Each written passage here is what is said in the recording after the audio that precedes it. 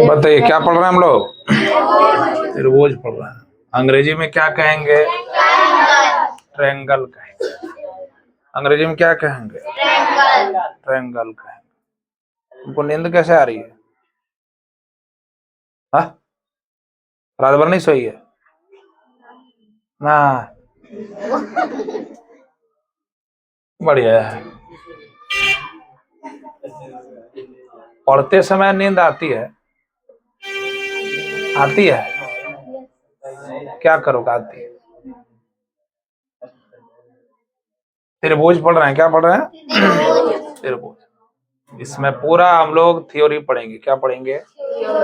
उसके बाद ही थ्योरम शुरू होगा और सवाल शुरू होंगे। क्लास 9 का हम लोग त्रिभुज पढ़ रहे हैं। त्रि का मतलब क्या होता है? थ्री। भुज का मतलब भुजा। त्रि का मतलब थ्री। भुजा का मतलब साइड। भुजा का मतलब साइड। समझ में आ रहा? मैंने इसमें थोड़ा बता रखा था कि त्रिभुज जब भी बनेगा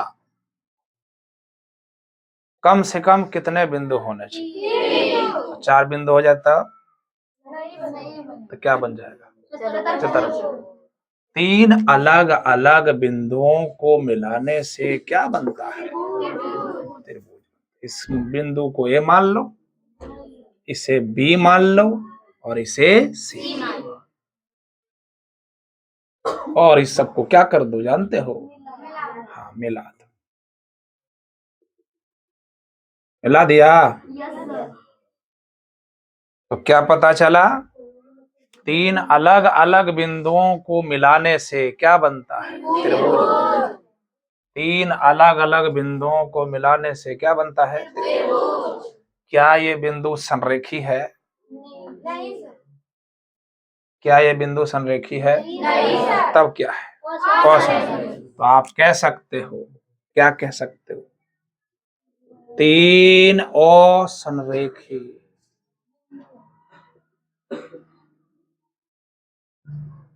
बिंदुओं को मिलाने से बना आकृति। फिर से एक बार वापस सुनिए। हमें इस अध्याय में त्रिभुज पढ़ेंगे और त्रिभुज त्रिभुज नहीं रहेगा, सर्वांगसम त्रिभुज रहेगा। या आगे अभी आपको सिखाएंगे क्या होता है नहीं होता है। फिलहाल हम बेसिक से चलेंगे। 3 असंरेखी बिंदुओं को मिलाने से क्या बनता है? त्रिभुज बनता है। याद रहेगा? क्या ये त्रिभुज होगा? देखो तो जरा ध्यान से देखो। नहीं। क्या ये त्रिभुज होगा? नहीं। अरे गेट खुले छोड़ दिया, कोई घुसेगा नहीं? नहीं घुसेगा? अच्छा, तो ये देखिए यहाँ से खुला है कि नहीं? तो त्रिभुज का मतलब है कि तीनों तरफ से क्या होना चाहिए? 3 असंरेखी बिंदुओं को मिलाने से बना आकृति क्या करना? एक परिभाषा हो गया। दूसरा परिभाषा ये हो सकता है कि इसमें कितने रेखाखंड हैं? कितने रेखाखंड हैं? 1 है, 2 हैं, 3 हैं। 3 अलग अलग रेखाखंड है या 3 भुजा है, कुछ भी कह सकते हो। क्योंकि ये रेखाखंड इसलिए हैं क्योंकि इसके कितने अंत बिंदु है? 2 अंत बिंदु। ये भी कह सकते हो, नहीं कह सकते? कह सकते। इसका डेफिनेशन इधर लिख देता हूं। क्या लिखेंगे? 3 रेखा, दूसरा परिभाषा, 3 रेखा खंडों से घिरी बंद समतल आकृति को। अरे नया चैप्टर है जी, पूरा दिमाग यहां लगा लो। कोई नया मेहमान आता है घर में तो कितना एकदम उसके लिए खिदमत करते हो, नहीं करते हो? क्या एकदम नाश्ता, चाय, रसगुल्ला, समोसा, ऐसे इसका रिस्पेक्ट कर रहे हैं हम लोग मिलकर। नया चैप्टर है और किसी को लग रहा है रोज ही पढ़वे करते तो नया और पुराना में क्या ना। ये ना अभी एक देखिए क्या चल रहा है अभी अपने इंडिया में वोट चोरी यात्रा क्या क्या चल रहा है सुने हो हैं? वोट हम लोग देते हैं और वोट कोई चुरा लेता है। बहुत बढ़िया चीज हो रहा है नहीं नहीं हो रहा है। कौन बोला ये अच्छा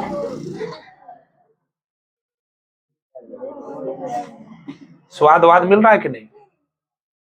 कहाँ ये असर बोलेंगे कहाँ नो असर बोलेंगे।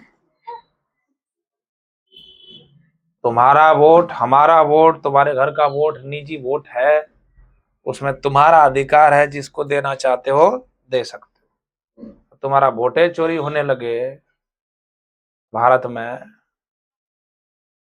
नहीं समझे इसका मतलब है लोकतंत्र पर बिल्कुल क्या है एकदम हमला है। लोकतंत्र का क्या फायदा। लोकतंत्र का मतलब जनता का शासन। जनता वोट दे करके आपको चुनाव करती है निर्वाचित करती है जो प्रतिनिधि उभर के सामने आता है और वो प्रतिनिधि वोटे चुरा ले बड़ा समस्या है ना। किसी का पहचान पत्र है तो एक घर में 80 वोट है। एक घर में कितना वोट सोचो 80 वोट बुझा रहा कुछ।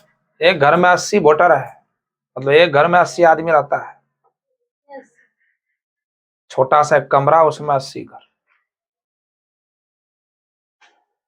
ऐसा वोटर जिसका मकाने संख्या नहीं है घरे संख्या नहीं 0 0 है ऐसा कौन सा घर होगा। तो ये जनता नहीं सहेगी। हम लोग सहेंगे इसको नहीं कि हमारा वोट अरे सब चीज ठीक है लेकिन ये इतना दूर तक वोटे चुरा लेगा गड़बड़ है। अब आपका नाम दगा जानते हो क्या नाम रखा आई जे एस के गुचड़ुंग पुचड़ुंग जी एच इस तरह से भाई इतना बाप होता है। बाप का नाम ये है नहीं समझा। अब माय का नाम इलेक्शन कमीशन है माय का नाम ठीक है ये भी अरे ये भी बढ़िया है ये। अगर ये बाप का नाम है तो हो सकता है आई का नाम से शुरू होता होगा उतना बाप का नाम कैसे लिखेगा नहीं समझ में आ रहा है। तो लड़के को लगता नहीं बुझा रहा है। ये बाप का नाम है हो सकता है शुरुआती लेटर आई से कुछ हो रहा। बहुत सारे बाप है ना आई से अलग बाप जे से अलग बाप एस से अलग बाप के जे एच वंजिंग वंजिंग गुंजू ये सब नाम है बाप का। हो सकता है बहुत सारे बाप है उसका शुरुआती लेटर ले लिया नहीं समझे। ऐसे कितने हैं वोटर जिसमें से इस तरह से नाम है बहुत सारे बाप को एक जगह इकट्ठा कर दिया। ये देखिए ये क्या है बताइए जरा तो। ये बाप का नाम है वोटर लिस्ट में ये बाप का नाम है। जैसे लड़के आफरीन उसके बाप का नाम ये जे एस के जी एस आज तक समझ में नहीं आया ये है वो है क्या आई समझ में आता इंडिया इंद्रदेव इंद्रजीत भाई इतना बाप अरे कितना बाप ठीक है किया एक तरह से।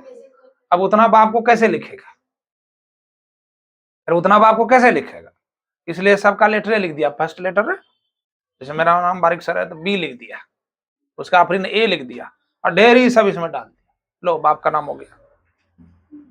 तभी तो ये घर में 80 वोट हो जाता है समझ मारा। चलो ये नहीं सहा जाएगा ठीक है।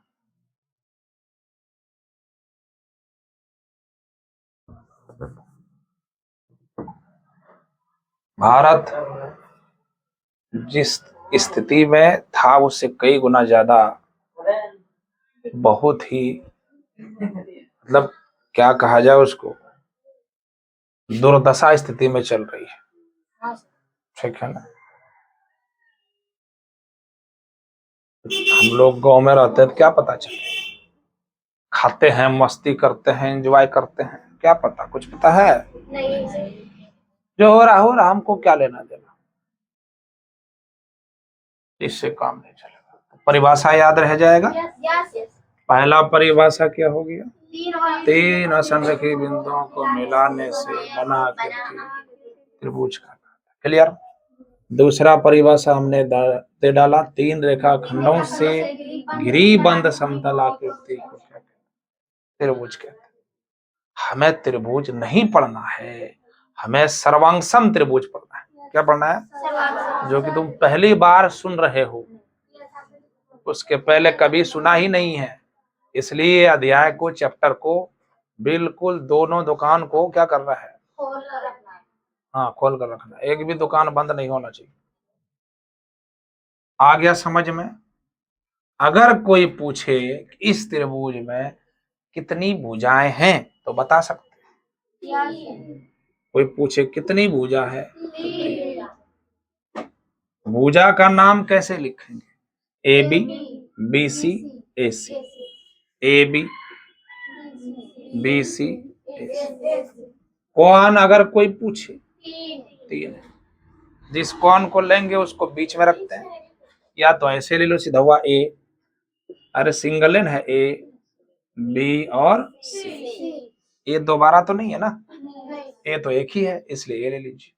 ठीक, बी एक ही है, बी ले लीजिए, सी ले लीजिए। बाकी कोई लिखेगा B A C, C A B, एक के बात है, कोई दिक्कत नहीं है।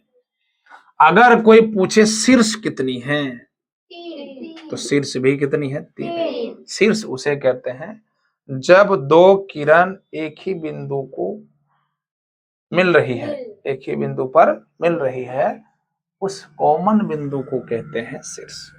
क्या कहते हैं? शीर्ष। शीर्ष में कोण नहीं लगाएंगे, बी। कोई पूछे त्रिभुज के तीनों कोनों को मिला के कितना होता है? आपको बताया था दो किरणों के बीच के झुकाव को कोण कहते हैं। इसका मतलब है त्रिभुज के तीनों कोनों का योग कितना होगा? 180 डिग्री। कोई दिक्कत? कोई दिक्कत है? तो ये हम लोगों ने त्रिभुज जान लिया। अब इसके प्रकार देख लेते हैं, उसके बाद शुरू करेंगे हम लोग सर्वांगसम त्रिभुज। क्या सर्वांगसम? चले।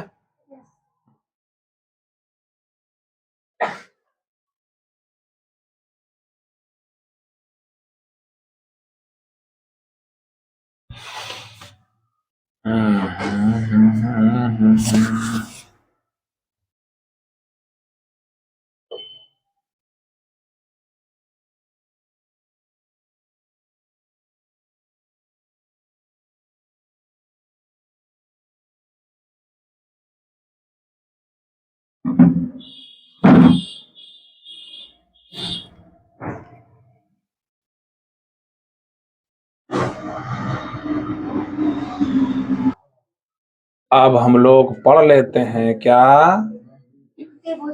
त्रिभुज के प्रकार, टाइप्स ऑफ ट्रायंगल। हालांकि यहाँ पर इसकी कोई जरूरत नहीं है, लेकिन जानकारी होना चाहिए। पहला क्या है जी? नाम सुने हो? समबाहु त्रिभुज। क्या नाम है? क्या नाम है? समबाहु त्रिभुज। तो पता चल गया कि तीन भुजाएं होगी, चार भुजाएं तो नहीं होगी। कितनी भुजाएं होगी? तीन भुजाएं होगी। जब भी बात करेंगे त्रिभुज में तीन ही भुजाएं की बात करेंगे।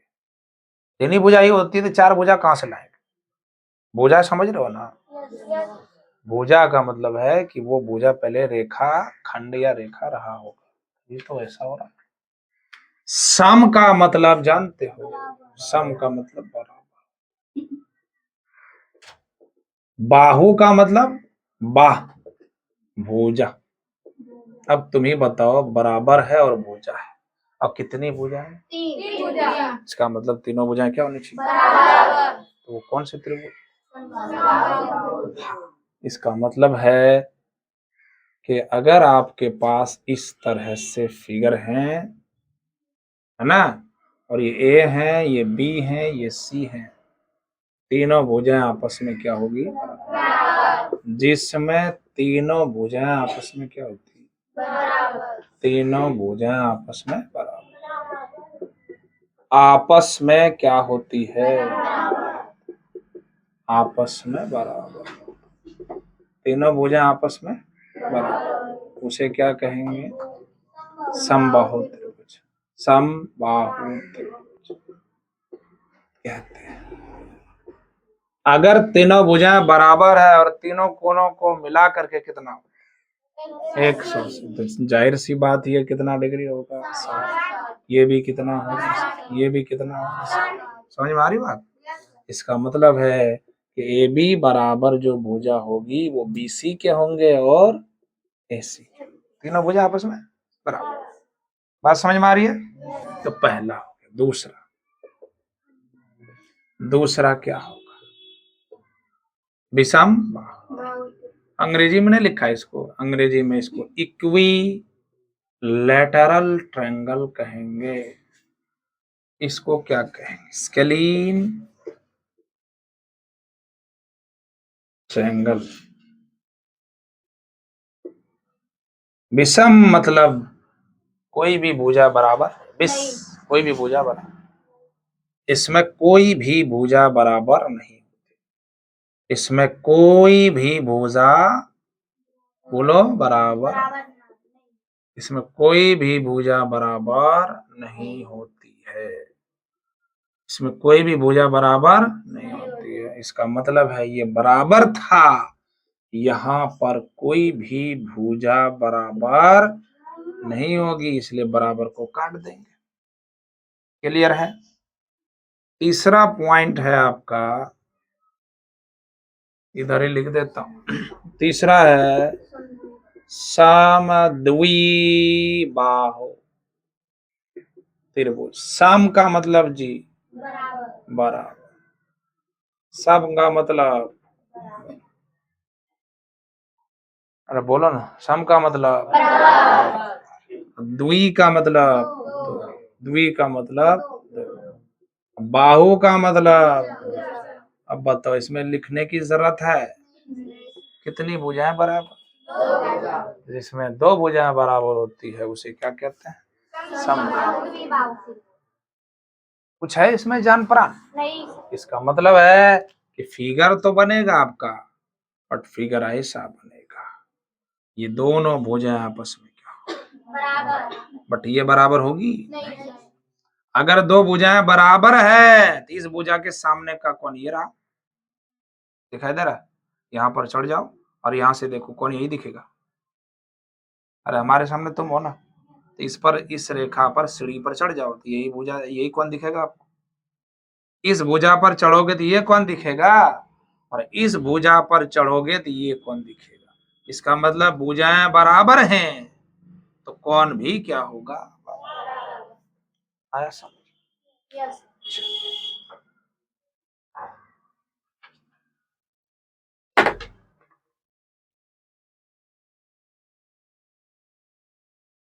क्या पढ़ेंगे अब बताओ?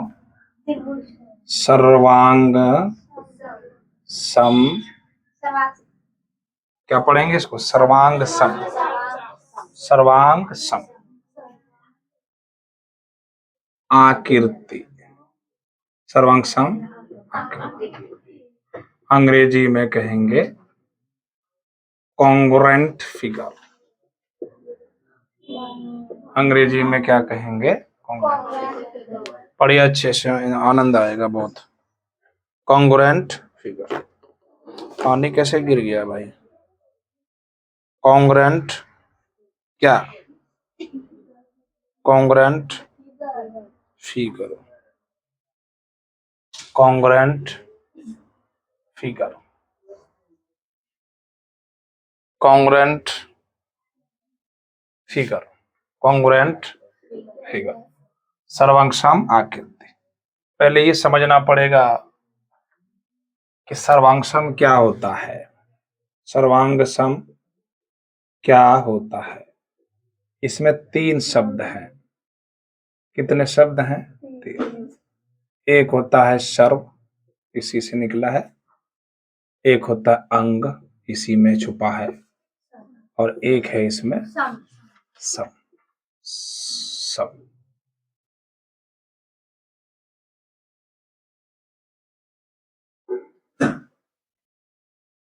ठीक है।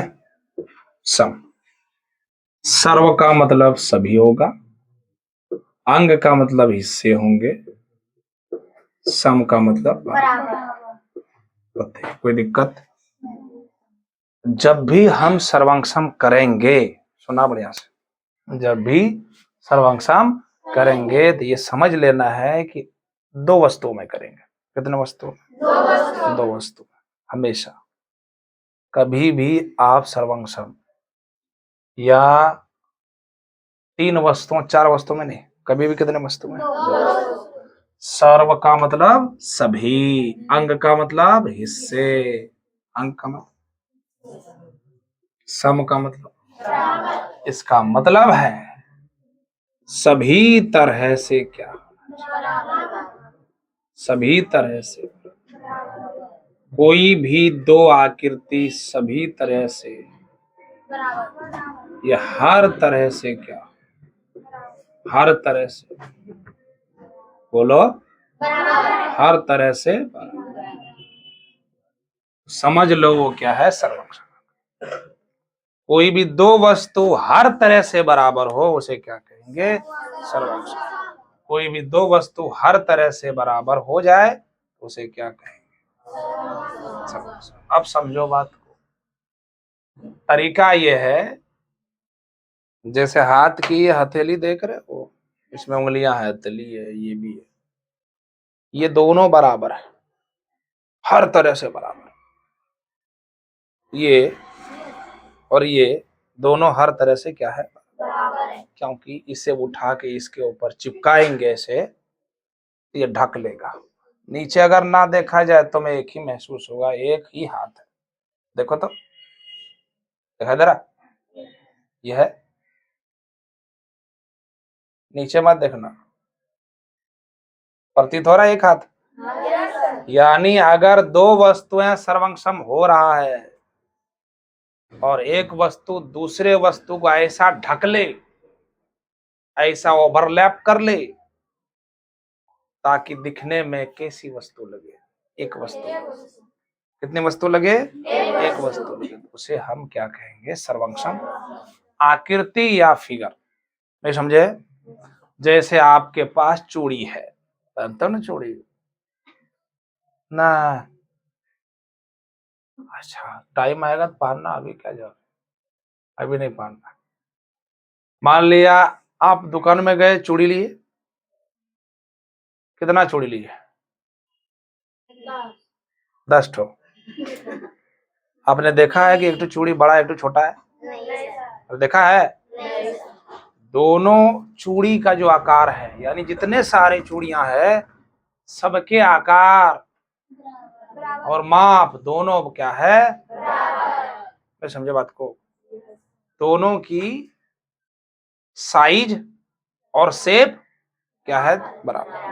कहीं से भी बड़ा छोटा है? तो आप कह सकते हैं कि चूड़ियां क्या है? सर्वांगसम। चूड़ियां क्या है? फ्रिज देखो, क्या करते हैं फ्रिज में? फ्रिज में आपने देखा होगा एक छोटा सा ट्रे रहता है, देखो, या वो आयताकार हो सकता है, त्रिभुजाकार हो सकता है, गोलाकार हो सकता है, वृत्ताकार हो सकता है।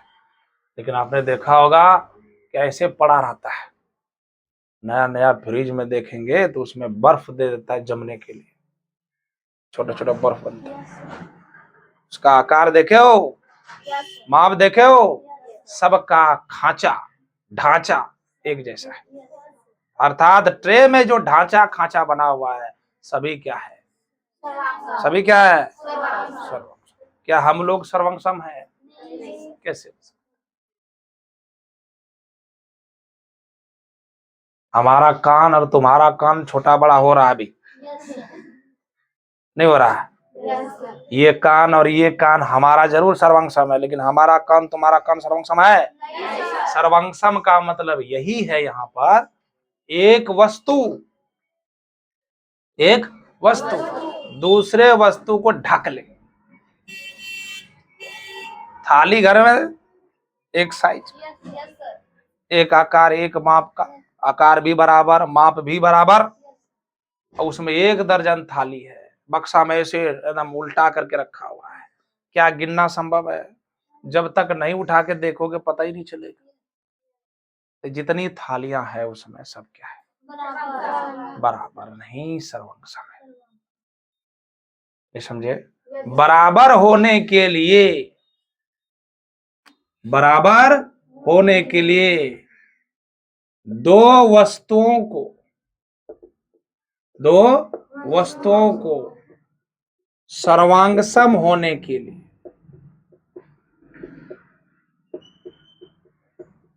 वस्तु एक दूसरे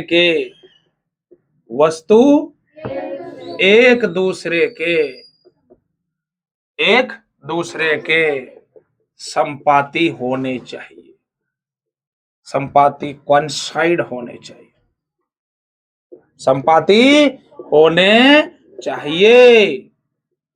बात समझे? मतलब यह है कि एक वस्तु दूसरे वस्तु को ढक ले और देखने में कितना वस्तु लगे, एक।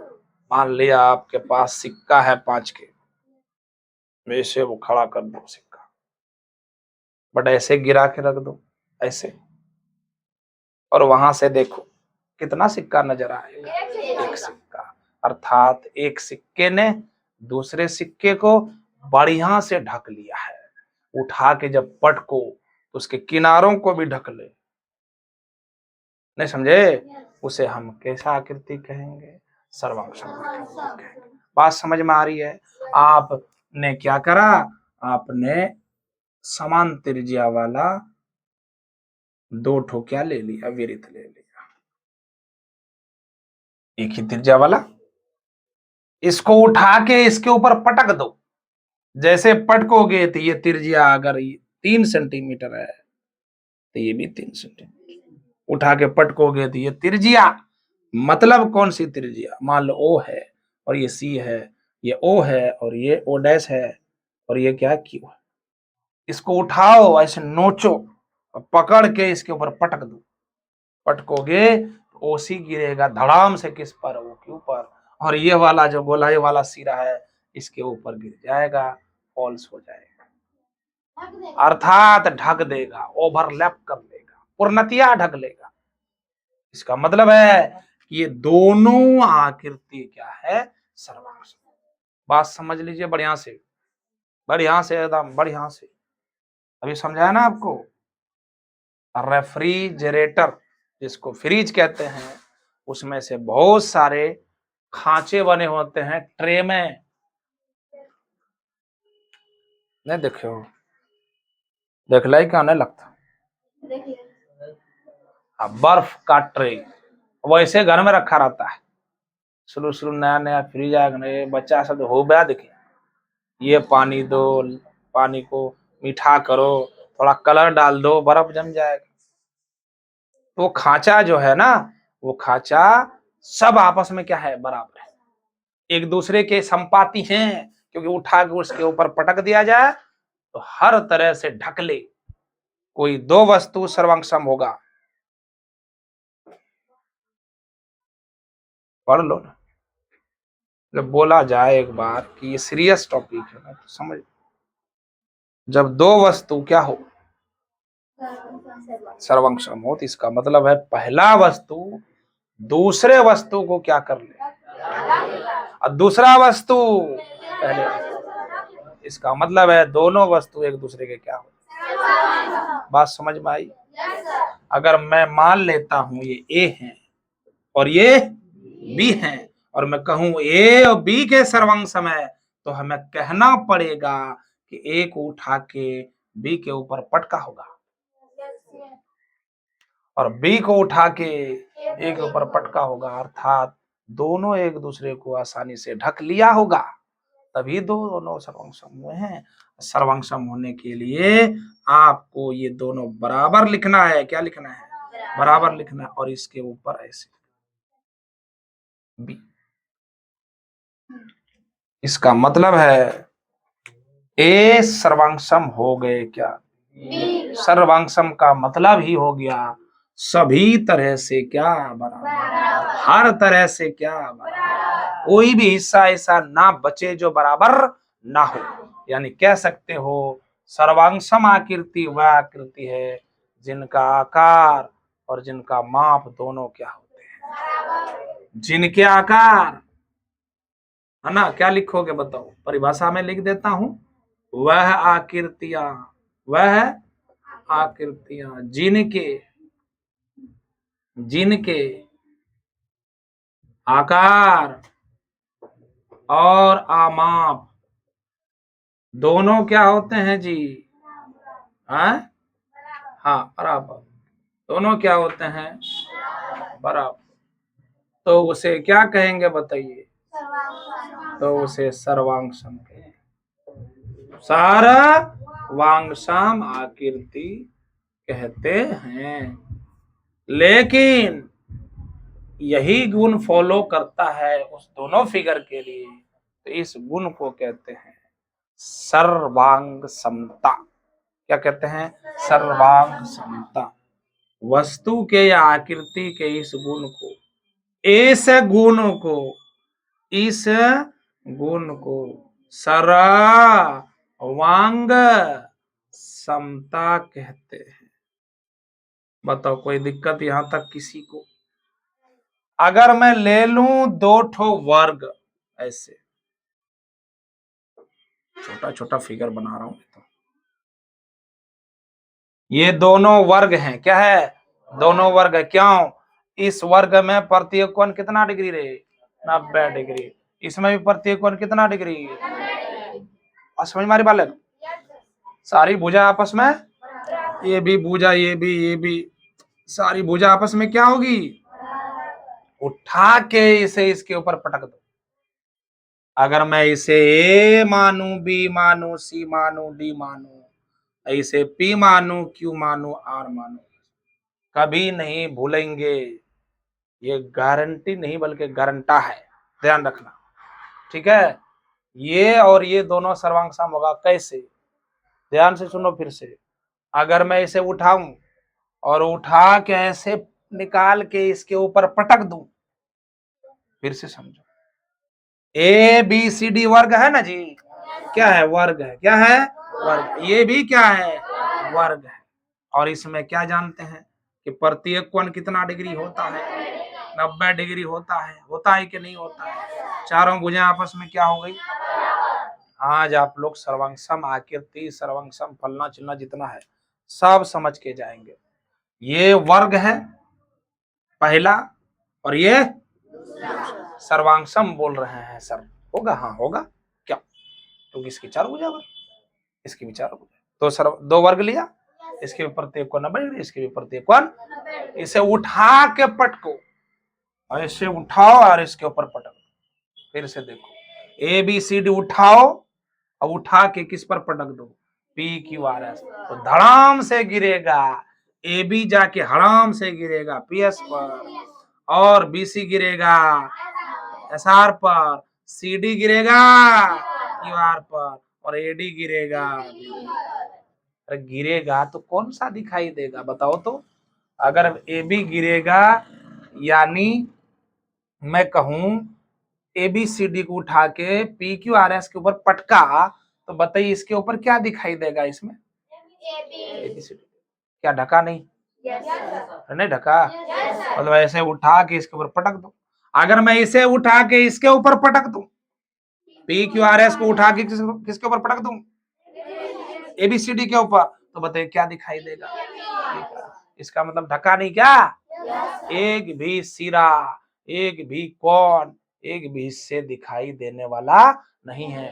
पूर्ण रूप से एक दूसरे को क्या कर लेता है, ढक लेता है। इसका मतलब दोनों एक दूसरे के क्या है, सर्वांगसम। लेकिन ध्यान रहे, सर्वांगसम से पहले दोनों वस्तु क्या होने चाहिए, संपाती। संपाती का मतलब ये है हर तरह से बराबर हो जाए, ढक ले, और हर तरह से ढक ले, ओवरलैप कर लेता है, तभी वहां पर हम क्या बोलते हैं, संपाती। अगर वो संपाती हो गए तब समझ लो कि वो क्या हो गए, सर्वांगसम। सर्वांगसम को संकेत से हम ऐसे लिखेंगे, कैसे, ये देखो लिखा है ना यहाँ पर, इसको क्या पढ़ेंगे? सरवांगसम, कॉन्ग्रुएंस। तो यहाँ तक किसी को कोई दिक्कत? तो सर्वांगसम आकृति समझ में आया? क्या होगा? जिनके आकार और माप दोनों क्या बराबर, जिनके आकार और माप दोनों क्या बराबर, आकार भी बराबर होगा। माप समझ रहे हो? माप का मतलब कितनी लंबाई, कितनी उसकी सेंटीमीटर लंबाई है, मीटर में है, सेंटीमीटर में है, वो माप हो गई। नहीं समझे बात को? नहीं समझे? आकार का मतलब छोटा बड़ा, बट आकार में तो बराबर है, और माप में भी, माप में भी बराबर है। अगर ये 4 हैं तो ये भी 4, ये भी 4, ये भी 4, ये भी 4, ये भी 4, ये भी 4, ये भी 4। बात समझ में आई? अरे बात समझ में आई? तो सर्वांगसम होने के लिए पहले दोनों फिगर को क्या होना चाहिए?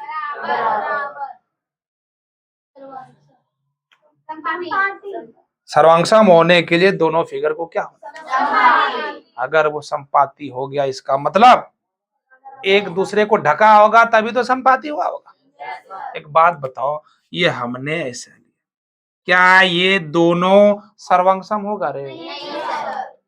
उठा के पट को डूब जाएगा। इसको उठा के पट को इसको घेर लेगा, ऐसे उठाओगे डूब जाएगा, इसको उठा के इसके ऊपर पटकोगे। ये तो बात समझ में आ रही है? आ रही है तो बल्ले बल्ले, अच्छी बात है। यानी ए है, ये बी है, ये सी है, ये पी है, ये क्यू है, ये आर है। क्या मतलब? समझो समझो। उठा के पटकेंगे तो ये डूब मरेगा, ये कहाँ गिरेगा? पी के ऊपर, सीधा में रहेगा। कोई बात नहीं, हमें है ना रभव, हमें ए रभव, बी रभव, सी रभव, समझे? डूब गया। क्या ए पी पर गिरा? नहीं सर, गिरना चाहिए। क्या गिरना चाहिए? ढकना चाहिए, तभी तो क्या होगा? वो संपाती होगा, तभी क्या होगा? संपाती। बेसिक से पढ़ा रहे हैं, समझो बात। ए गिरना चाहिए उसके ऊपर, ढकना चाहिए, एक भी हिस्सा दिखना नहीं चाहिए। अगर ढक लिया, ओवरलैप कर लिया, इसका मतलब वो एक दूसरे को क्या कर लिया? संपाती। तभी हम कहेंगे दोनों फिगर क्या है? दोनों फिगर संपाती है, सर्वांगसम। फिर से वापस, दो वस्तु बराबर या सर्वांगसम तभी होंगे, दो वस्तु सर्वांगसम तभी जब एक वस्तु को उठा के दूसरे ऊपर पटक दे तो सभी सिरे, सभी हिस्से एक दूसरे को क्या कर ले? ढक ले, ओवरलैप कर ले। ढक ले का मतलब ओवरलैप। बात समझ में आ रही? अर्थात ढकने के बाद क्या होगा जी? संपाती। अगर संपाती हो गया, ढक लिया, तो क्या? सर्वांगसम। क्या हो जाएगा? सर्वांगसम। याद रहेगा? चलो आगे बढ़े। इसका मतलब है ये आपकी क्या है? सर्वांगसम आकृति। अब कोई पूछेगा सर सर्वांगसम त्रिभुज क्या है? वही है। क्या त्रिभुज आकृति नहीं है? क्या त्रिभुज फिगर नहीं है? तो त्रिभुज, सर्वांगसम त्रिभुज वो त्रिभुज होंगे जिनके आकार और माप दोनों आपस में क्या? सर्वांगसम त्रिभुज उसी कहेंगे जब एक त्रिभुज को उठा के दूसरे के त्रिभुज के ऊपर पटक दें तो जितनी साइडें हैं, जितना शीर्ष है, जितना कोण है, एक दूसरे को क्या कर लेगा? ढक लेगा। तभी दोनों को हम कहेंगे संपाती। और जब संपाती हो गया, कंसाइड कर गए, तो दोनों त्रिभुज क्या हो जाएगा? सर्वांगसम, कॉन्ग्रुएंस हो जाएगा। समझ बात आई कि नहीं आई? आ गई। चले आगे बढ़े। Shape and same size. ने समझा? Same shape and same size, both are equal, both are equal, both are equal. दोनों के आकार और माप क्या होते हैं? बराबर है। दोनों के आकार और माप क्या होते हैं? बराबर। बिल्कुल थ्योरी और बेसिक चल रहा है आपका। जब तक बेसिक नहीं समझेंगे, सवाल शुरू करेंगे समझ में एकदम नहीं आएगा। कितनों तुम बोल लो yes sir, yes sir, yes sir, हमारे लिए तुम नो सर, क्योंकि पढ़ाई ही नहीं तो झूठों का जबरदस्ती यस सर करने से क्या होगा? कुछ होगा? जब तक बेसिक थ्योरी नहीं पढ़ेंगे, सवाल पढ़ने में आगे आने वाला मजा नहीं है। तो याद रखना, same shape and same size both are equal, दोनों के आकार और माप क्या होते हैं, बराबर होते हैं, उसी को कहते हैं सर्वांग आकृति। और जिन वस्तुओं के लिए ये गुण फॉलो होता है, इस गुण को कहते हैं सर्वांग समता। सर्वांग समता, जिस वस्तु के लिए ऐसा होता है उसे कॉन्ग्रुएंसी रूल कहते हैं। हिंदी में क्या बोलेंगे, सर्वांग समता नियम, सर्वांग समता। अब ध्यान से ये देखना है, हमें देखना है अब सर्वांग सम क्या त्रिभुज। ये छोटा सा क्या है जी, अंग्रेजी में क्या बोलेंगे, कॉन्ग्रुएंट ट्रायंगल। क्या बोलेंगे, कॉन्ग्रुएंट ट्रायंगल।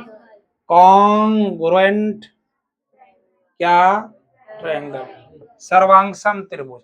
अरे भाई देखो, सर्वांगसम आकृति में हमने बोला कि आकृति है क्या है, फिगर। अरे त्रिभुज लेंगे, वर्ग लेंगे, समबाहु त्रिभुज लेंगे, समद्विबाहु त्रिभुज लेंगे, फ्रिज के ढांचे लेंगे। नहीं, फ्रिज में आपने ट्रे की जो ढांचे देखी है वो भी सर्वांगसम हो गया, जितना हमने उदाहरण लिया सब क्या हो गया, सर्वांगसम। अब हम लोग यहां से, यही तो शुरू है आपका, यही से स्टार्ट है। सर्वांगसम त्रिभुज उस त्रिभुज को कहेंगे जिनके आकार और माप क्या होते हैं, तो वही फिगर, वही परिभाषा। बट कैसे होगा और कैसे समझेंगे, देखो मान लिया जाए परिभाषा ऊपर लिख दिया है, आपको कि सर इसका भी लिख दीजिए। त्रिभुज के जगह पर क्या डाल देना है, त्रिभुज के जगह हमने दो फिगर लिया। समझो कैसे हो जाता है, कैसे क्या हो जाता है सर्वांगसम, कैसे क्या हो जाता है सर्वांगसम। हाँ, ए बी और सी इधर भी ले लीजिए, पी क्यू आर। ध्यान से देखना,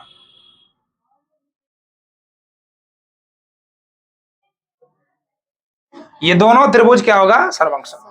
सर्वांगसम को सूचित करने का तरीका बता दिया। सर्वांगसम को सूचित कैसे करना है जी, कैसे दिखाना है, एक दो ठो लाठी डंडा, दो लाठी या दो ऐसे, आप लाठी नहीं कहिए, बराबर लिख दीजिए। क्या लिख दीजिए, बराबर। बराबर के ऊपर उर्दू वाला एक शब्द आता है, पढ़ा होगा, अलिफ मज़बर आ मीम। उर्दू वाले बच्चे, अलिफ मज़बर आ मीम, आम। बट ये तुम्हारा मद है, याद रखने का तरीका क्या है, तो सर्वांगसम को हम ऐसे लिखें, ठीक है। अब देखो, क्या ये दोनों त्रिभुज सर्वांगसम है? अगर ये सर्वांगसम है तो ये एक दूसरे को क्या करना चाहिए, ढकना चाहिए। और ढकेगा तो क्या होगा, ढकेगा तो क्या होगा, सर्वांगसम हो जाएगा। 20 दफा बोल लो, वो ढकेगा तो क्या होगा, और फिर संपाति के बाद क्या हो जाएगा, मैं इस त्रिभुज को क्या दिखा रहा हूं, सर्वांगसम। सर्वांगसम त्रिभुज तभी होंगे जब उनके आकार और माप दोनों आपस में क्या, आकार भी बराबर, माप भी, माप नहीं समझता, माप का मतलब नापाइन कत्ते लंबाई कत्ते सेंटीमीटर, आकार का मतलब कितना बड़ा है कितना छोटा। आकार यहाँ पर क्या होगा, बराबर। आकार यहाँ पर कितना होगा, बराबर।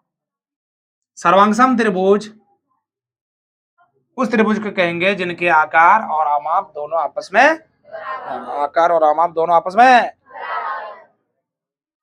इधर ध्यान दो तुम लोग लड़कियों सब,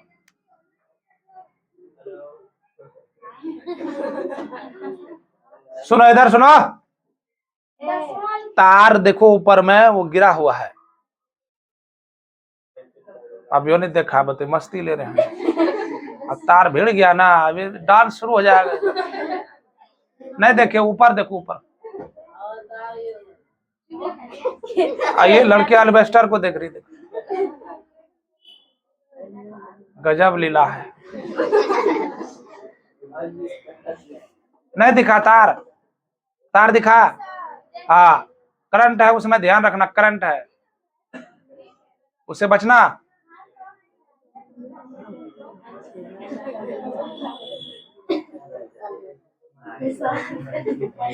ए B C, A B C P Q R, A B C, A B C P Q R, दोनों त्रिभुज लिया है, दोनों सर्वसम कैसे होगा?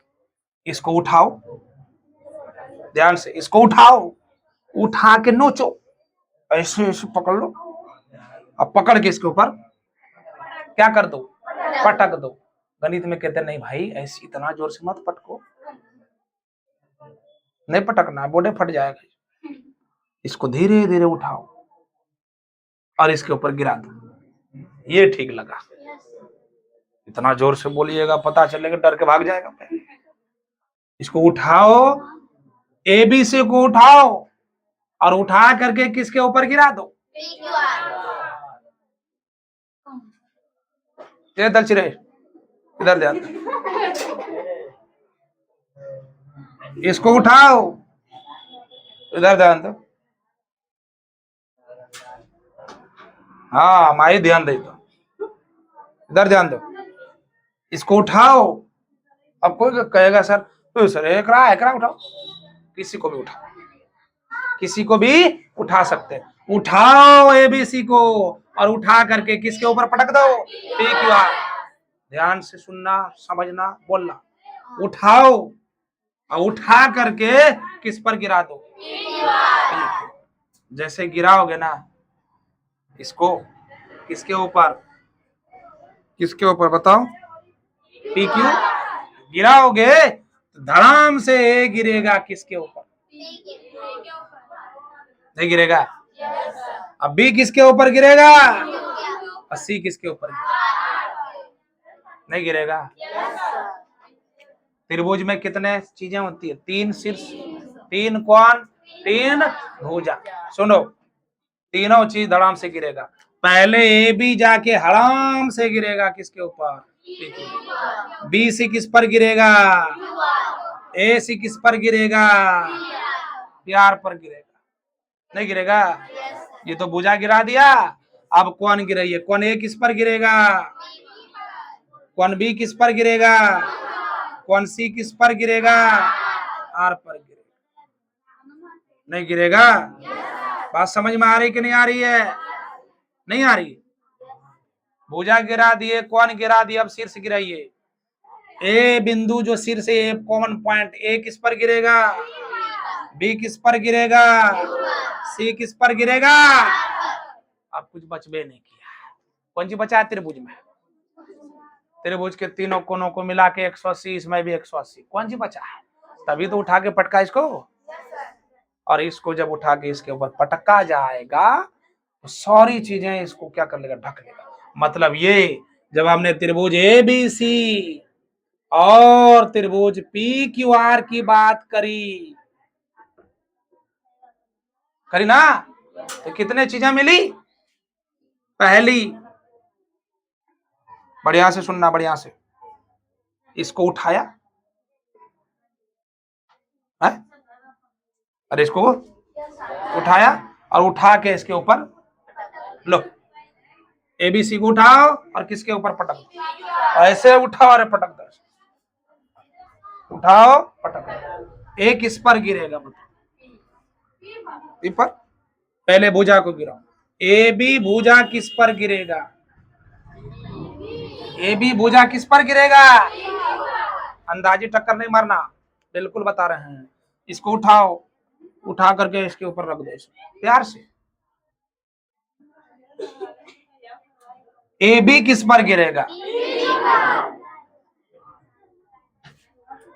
बी सी किस पर गिरेगा? ए सी किस पर गिरेगा? है? ए सी किस पर गिरेगा? अंदाजी टक्कर नहीं मारना।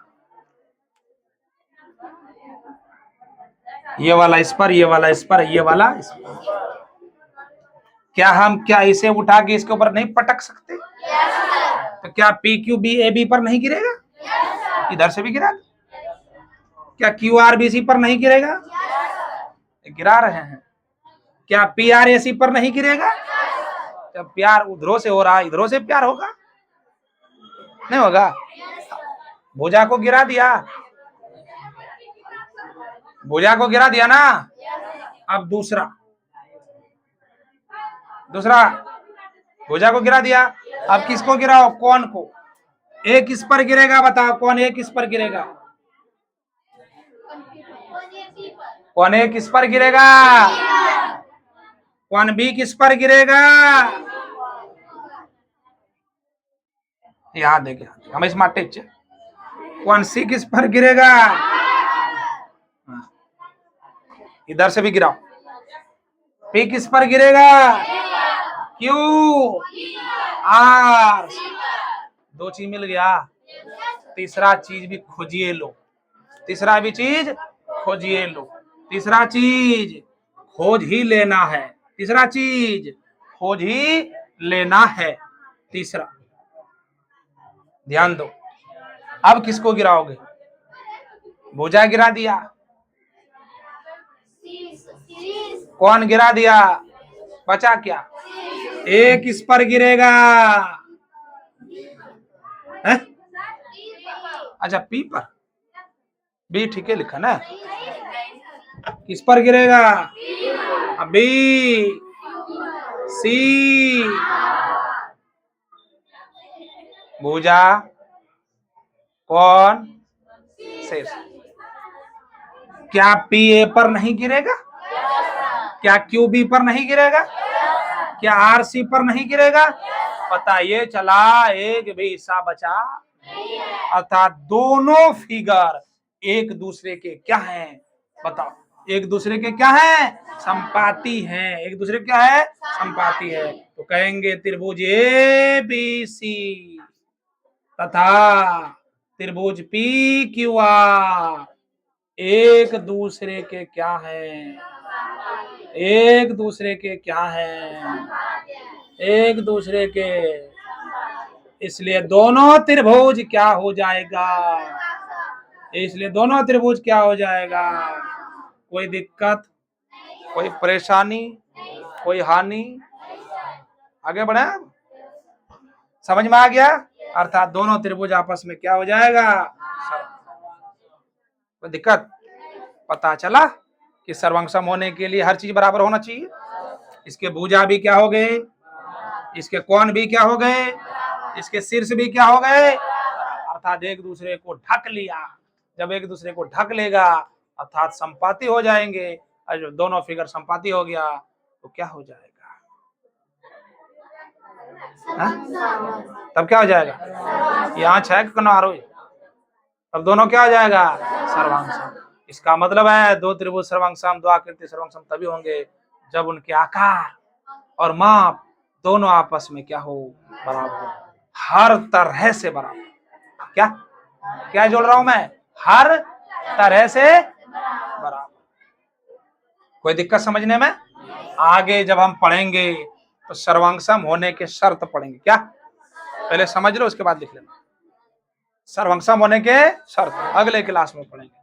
सर्वांगसम, दो त्रिभुज सर्वांगसम होने के शर्त, दो त्रिभुज सर्वांगसम होने के शर्त। पहला पढ़ेंगे एस एस एस एस, दूसरा एस ए एस, तीसरा ए ए एस या इसका एक और नाम है ए एस ए, चौथा R H S, side side side, side angle side, angles angle side या angle side, right hypotenuse side. Hindi में भुजा भुजा भुजा, शॉर्ट में भो भो भो, साइड एंगल साइड, भुजा कौन भुजा, शॉर्ट में भुकौन भू, एंगल एंगल साइड, कौन कौन भुजा, कौन कौन भू। ठीक है। आर एच एस, समकोण त्रिभुज में कर्ण की एक भुजा। ये दो त्रिभुजों को सर्वसम होने के क्या पढ़ेंगे? शर्त पढ़ेंगे। ठीक है। आज का क्लास यहीं तक, बाकी हम लोग अगले